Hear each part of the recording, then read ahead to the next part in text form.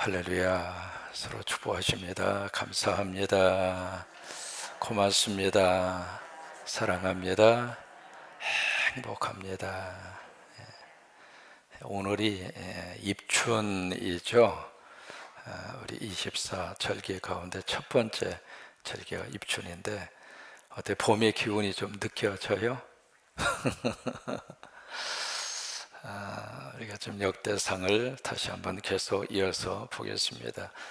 역대상에서 이렇게 주목하는 주인공은 누구냐면 누구일까요? 다윗입니다. 그러면 왜 다윗을 역대상에서는 주목할까? 이유가 있죠. 역대상을 쓴 사람은 에스라입니다. 70년 동안 남의 나라에 가서 죽도록 고생하다가 하나님의 도우심과 기적 같은 역사로 꿈에도 그리던 고향에 돌아왔습니다.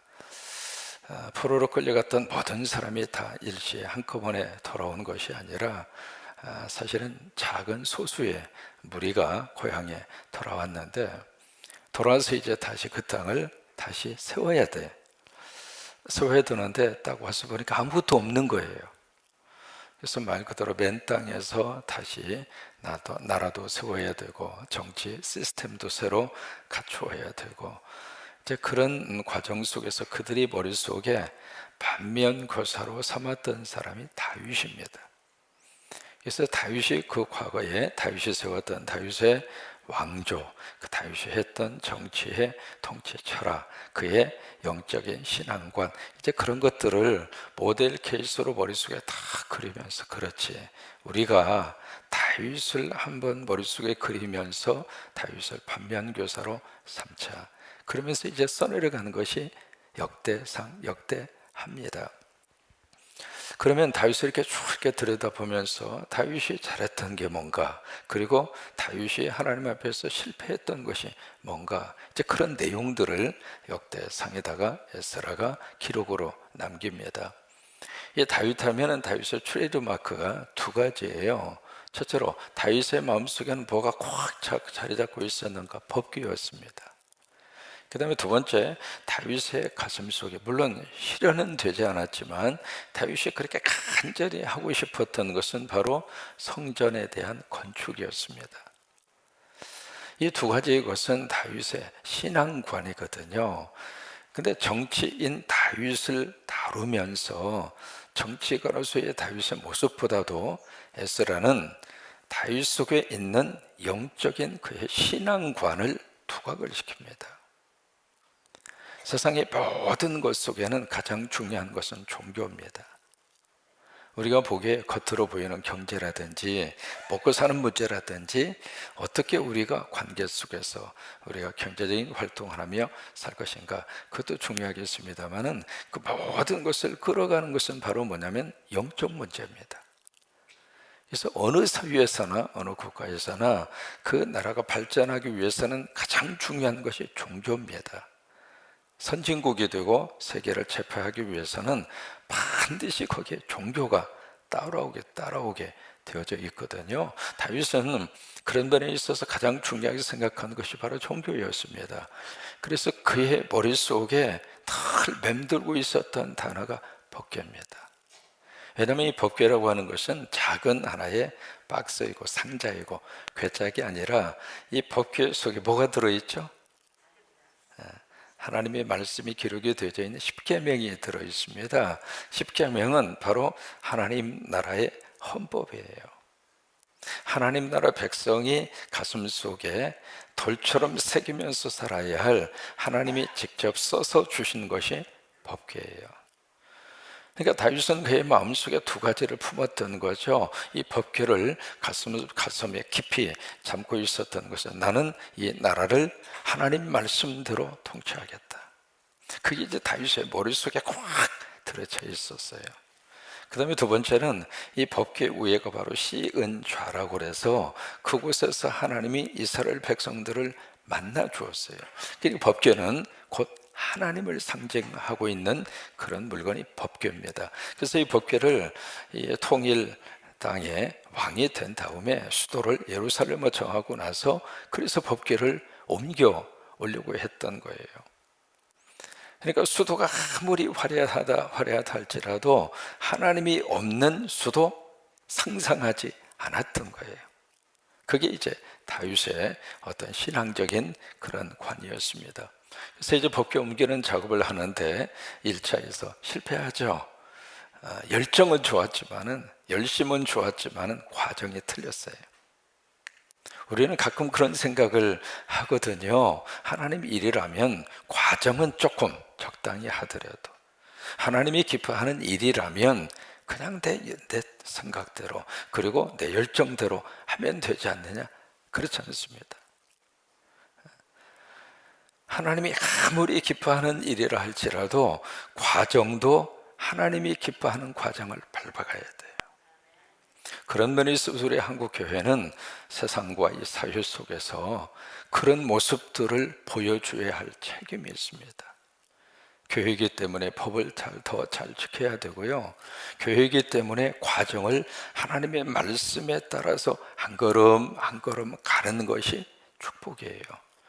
이게 다윗의 모습을 통해서 하나님이 그것을 보여주시는 것이에요. 법궤를 수도로 옮기는 것은 하나님이 너무 좋아하는 일이지만은 그 하나의 절차 가치도 하나님의 정의로운 법을 따르라 이 말이죠. 그래서 1차에서 실패합니다. 실패하고 포기한 것이 아니라 그 다음에 2차 때는 철저하게 잘 준비를 해서 그것을 완성을 시킵니다. 하다 보면 실수할 수 있죠. 실수했다고 해서 끝난 거 아닙니다. 그 일만 좀 잘못된 것 뿐이죠. 인생이 실패한 건 아닙니다. 다윗은 다시 준비해서 잘 해서 법궤를 드디어 수도인 예루살렘에 모시고 옵니다. 그때 다윗이 너무 행복했습니다. 행복한 모습을 어떻게 표현했는가? 춤을 추면서. 여러분, 성령의 역사가 임하고 하나님의 은혜가 내 속에 꽉 충만하게 채워지면 나도 모르게 흥이 생깁니다. 여러분, 예수 믿고 이 감성이 좀 확 하고 살았으면 좋겠어요. 웃음도 좀 많아졌으면 좋겠고, 뭐 작은 것을 보면서도 막 감탄이 좀 많았으면 좋겠고, 좀 그런 모습으로 우리 삶이 좀 더 풍요로워졌으면 좋겠어요. 다윗이 바로 법궤가 들어오는 날 그런 모습을 보면서 막 너무 행복했어요. 어느 날 다윗은 자신은 백향목에 거주하고 있는데 휘장에 있는 법궤 생각이 납니다. 그래서 그가 성전을 짓고 싶은 마음이 있었잖아요. 그래서 나단 선지자에게 내가 성전을 짓겠습니다. 나단 선지자는 그 당신 뜻대로 하시라고, 돈도 있잖아요, 권력도 있잖아요, 능력도 있잖아요, 못할 게 없잖아요, 그러니까 당신 뜻대로 하시라고. 근데 그날 밤에 하나님이 나단 선지자에게 다윗에게 전하라고 하는 메시지를 전해주죠. 건축하지 말아라. 네가 나를 위해서 집을 짓겠니? No. 나는 너를 통해서 내 집을 짓는 것을 허락하지 않겠다. 그 대신에 내가 너의 집을 지어주겠다. 그래서 다윗의 이 왕조를 향한 하나님의 엄청난 축복을 다윗에게 약속을 해요. 그것이 역대상 17장입니다. 소리 조금만 더 키워줘봐요. 역대상 17장에 이렇게 보시면은요, 뭐라고 약속을 하시는가? 가장 중요한 게 8절입니다. 그 8절에 뭐라고 말씀을 하시냐면 네가 어느 곳에 가든지 내가 너와 함께 할 것이다. 그게 여러분 다윗에게 준 첫 번째 약속이에요. 오늘 하루를 살면서도 하나님이 함께 하셔야 복이에요. 환경이 어떠냐? 그거보다도 중요한 것은 환경 속에 누가 함께 하느냐, 그거예요. 그러니까 네가 어디를 가든지 내가 너와 함께 할 것이다. 예수님이 이 세상에 오셨을까? 나하고 함께 하고 싶어서. 우리 성도들의 삶의 자리, 기도 제목, 교육자들을 통해서, 신방을 통해서 들어온 보고서를 쭉 보면서 기도할 때마다 그 삶의 자리 속에 눈물도 있고 안타까움도 있고 막 절규도 있고, 그런 속에서 우리가 하루하루를 살아가는데 그 속에 그래도 위로받고 힘을 얻고 희망을 가지고 살 수 있는 이유는 하나님이 함께 하니까. 답답한 이 마음 속에 하나님이 함께 하시고, 나도 모르게 흘리는 눈물 속에 하나님이 함께 하시고, 그래서 다윗에게 그 약속을 하나님이 하시는 거예요. 너 어디 가든지 나 너 떠나지 않을 거야. 여러분, 그 약속을 우리 살면서 우리가 철저하게 지켜주시는 분이 누구냐면 부모님이에요. 어린 시절 부모님은 우리의 곁을 떠나지 않으십니다. 그래서 그 사랑받고 우리들의 삶을 시작을 한 거거든요. 우리가 부모가 된 다음에도 자식이 곁에 있든 멀리 떠나 있든 우리 마음속에서 자식이 떠나 있습니까? 함께 하는 거예요. 그래서 늘 기도하고 늘 걱정하고 늘 관심 갖고, 사실은 그 사랑으로 자녀들이 버티고 그리고 자녀들이 앞으로 잘 살게 될 것입니다. 이제 그러면서 두 번째로 다윗에게 무슨 약속을 하느냐면 너의 대적을 내가 승리하도록 해줄 것이다. 그래서 너의 이름을 온 세상에 존귀하게 만들어 주겠다. 그 약속을 17절에서 해주시는데 그 말씀대로 18절 그 다음에 19절에 가서 뭐가 일어나느냐면 주변 나라들과의 전쟁에서 전부 다 다윗이 승리를 합니다.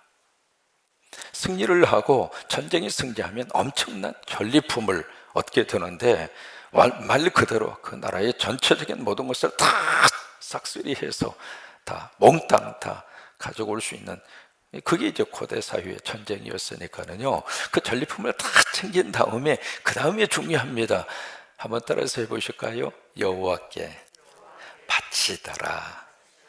그러면 이 모든 일들이 무엇을 중심으로 이루어지고 있는가? 이것 때문에 그런 거예요. 성전 건축하라고.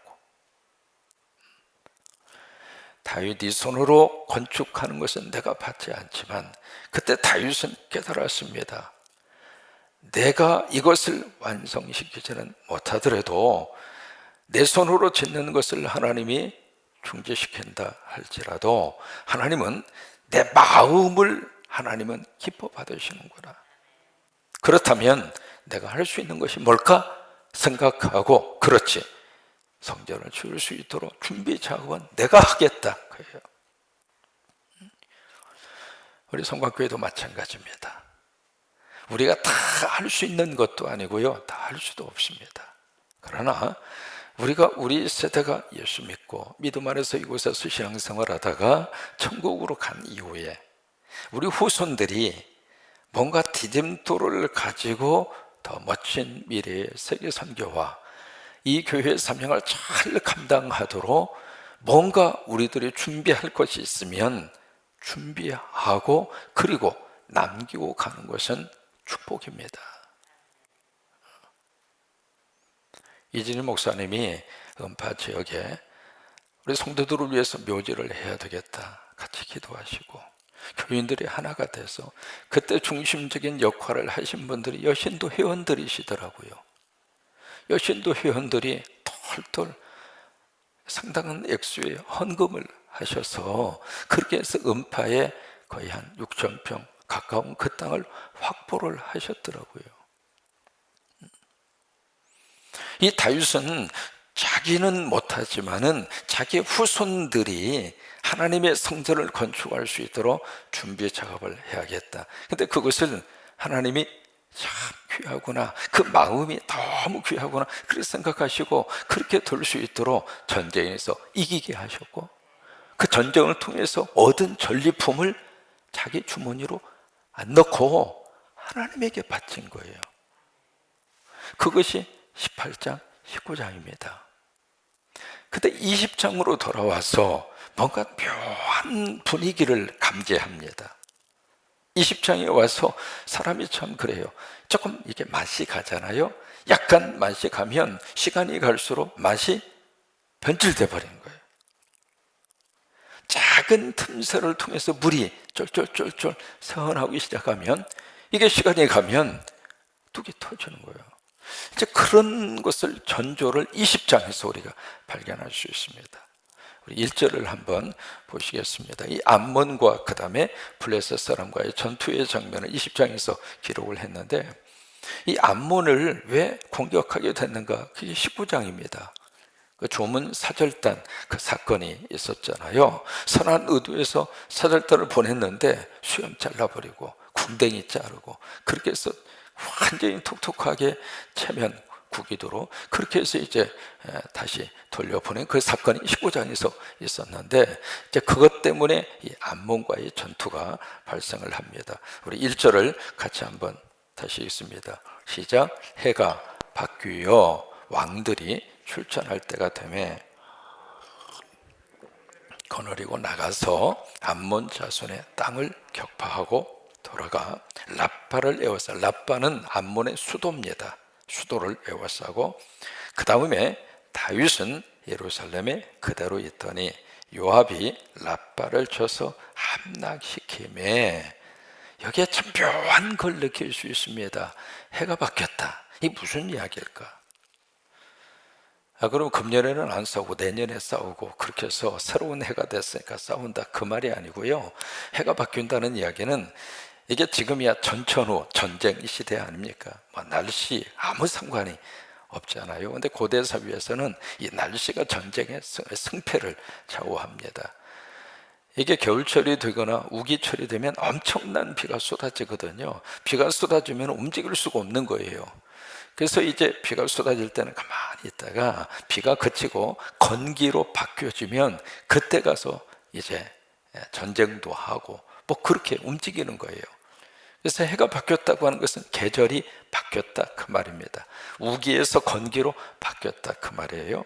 그러면 출전할 때가 됐습니다. 서로 이제 그런 그 싸움이 일어나는 그런 때가 됐는데, 군대를 누가 거느리고 가는가? 요압이 거느리고 갑니다.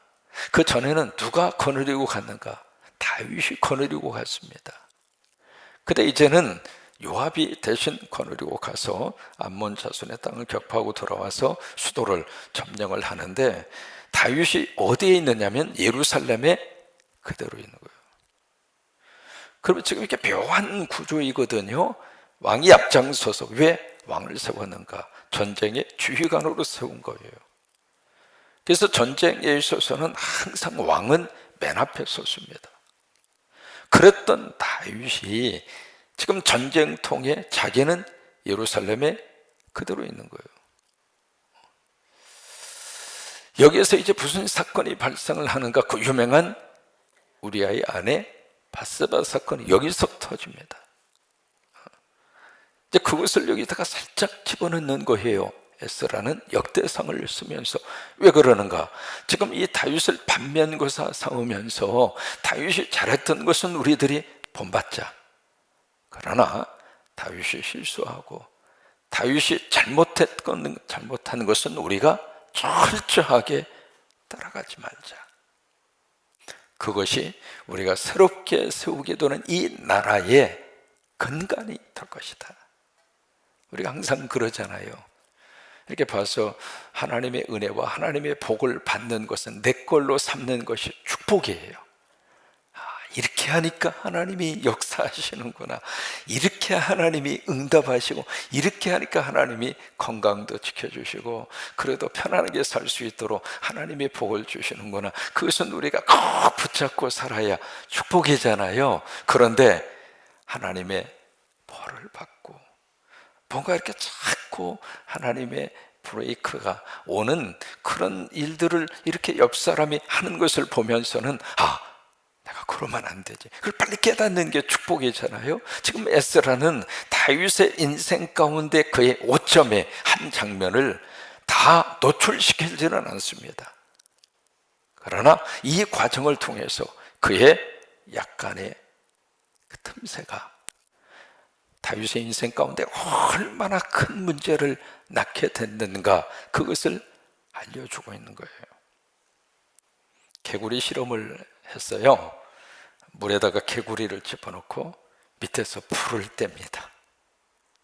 처음에 개구리가 너무 시원하고 좋은 거예요. 근데 시간이 지나니까 좀 뜨뜻해요. 세상에 이렇게 좋을 수가. 신나게 헤엄쳐서 놀고 있는 거예요. 여러분, 그것은 지금 개구리가 좋은 시절이에요? 아니면 거기서 빨리 뛰쳐나와야 돼요? 뛰쳐나와야 되는데 여기가 좋사오니 계속 헤엄치고 노시다가 돌아가셨대. 그러니까 늘 우리들이 시대를 읽을 수 있는 영적 촉이 필요한 거예요. 그 다음에 두 번째, 다윗의 여기서 약간 조금 저기한 모습을 2절에서 우리가 봅니다. 2절에 다윗이 그 왕의 머리에 있는 보석에 있는 왕관을 뺐습니다. 뺐었는데 무게를 달아보니까 금 1달란트입니다. 여러분, 1달란트가 무게가 얼마일까? 미국식 계산은 70파운드입니다. 한국식 계산은 34kg입니다. 그러면 34kg 왕관 머리에 한번 써봤으면 좋겠죠. 금덩어리니까. 34kg를 머리에다가 쓰면 여러분 쓸 수 있을 것 같아요?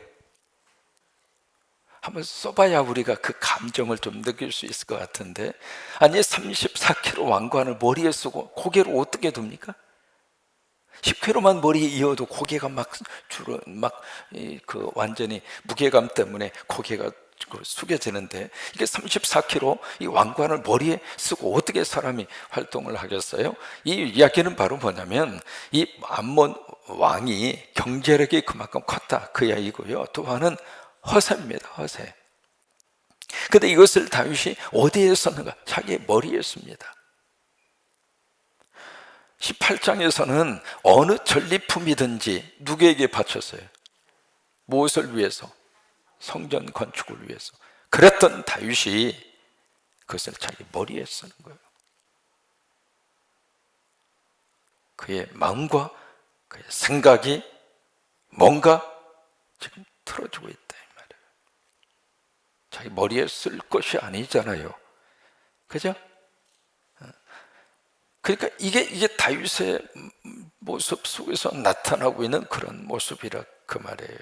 왜 그랬을까? 이게 그 전에만 하더라도요, 싸움이 딱 일어나죠. 가장 먼저 나오는 단어가 있습니다. 여호와께 묻자오되. 여호와께 묻자오되. 같이 한번 해보십니다. 여호와께 묻자오되. 이게 처음 나왔습니다. 근데 암몬과의 싸움에서는 여호와께 묻자오되라고 하는 단어가 없습니다.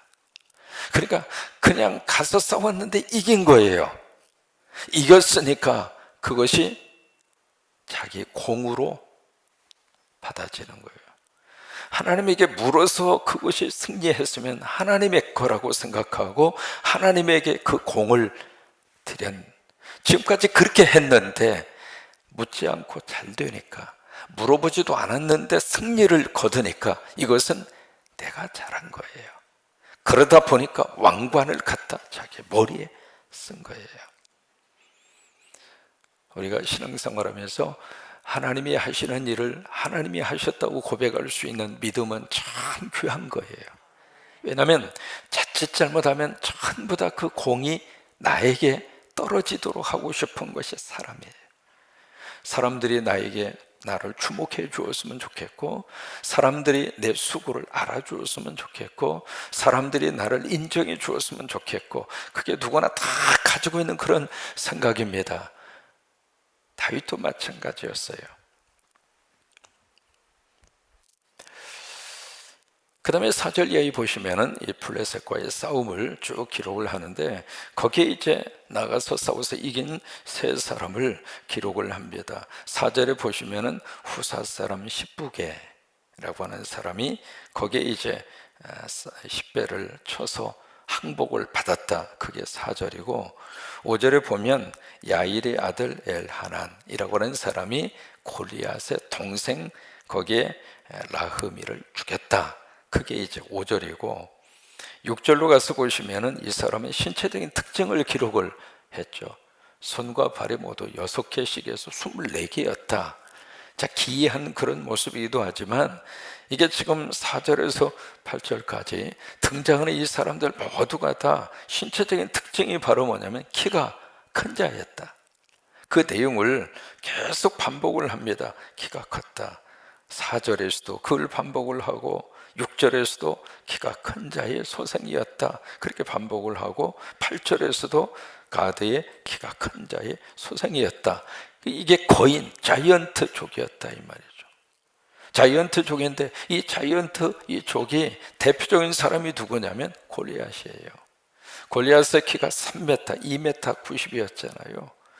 이게 고대 사회에서는요 그런 거인족이 있었어요. 근데 이 거인족이 한반도에서도 그 유골이라든지 한반도에서도 그 저기들이 발견이 될 정도로 이 거인족이 있었다 이 말이에요. 그러니까 이 거인족과의 싸움에서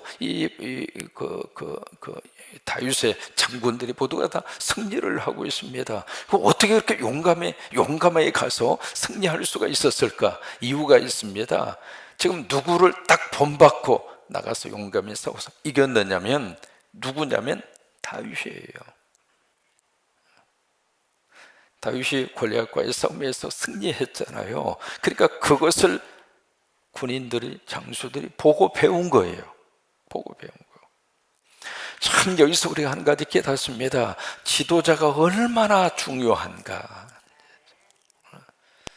지도자가 뭘 하느냐, 지도자가 어떻게 행동하느냐, 그게 그 주변 사람들에게 그대로 영향을 미치는 거예요. 어제 우리가 대선 첫 번째 토론을 봤습니다만 집중해서 봤어요. 처음부터 끝까지는 못 보고요. 9시 35분까지 봤어요. 나름대로 이제 생각도 하고 나름대로 기도하는 마음으로, 물론 이제 그 네 사람 중에 한 사람이 될 거 아니겠습니까?